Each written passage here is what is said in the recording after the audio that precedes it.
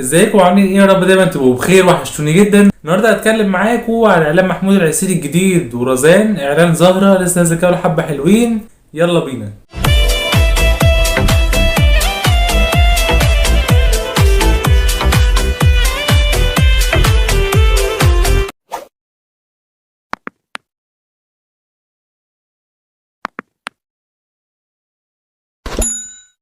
انا ما عنديش بيها معلومه من فريق العمل بصراحه، مش عارف مين اللي كاتب الكلمات او مين اللي عامل الالحان او التوزيع، بس انا هتكلم عليها بناء على رايي. يعني انا ما اعرفش مين اللي عمل الشغل. الاغنيه مبدئيا هي من كلمات والحان وتوزيع انا ما اعرفهمش، تمام. اغنيه صيفي جدا، اغنيه حلوه جدا.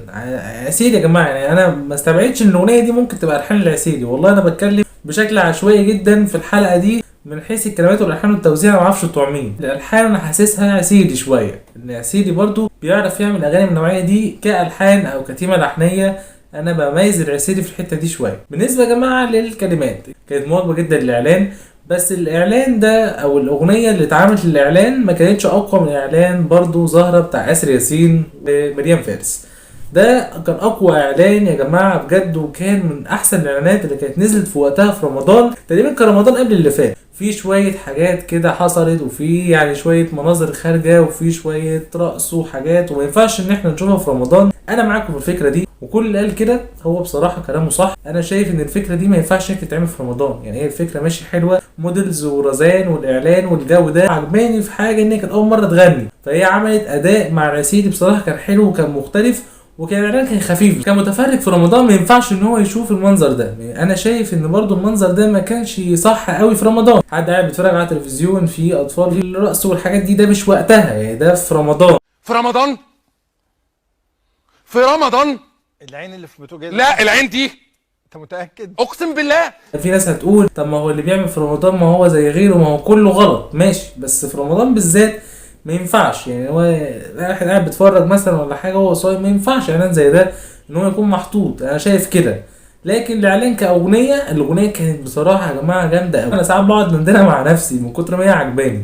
لكن الاعلان نفسه هو حلو، بس ما ينفعش ينزل في رمضان.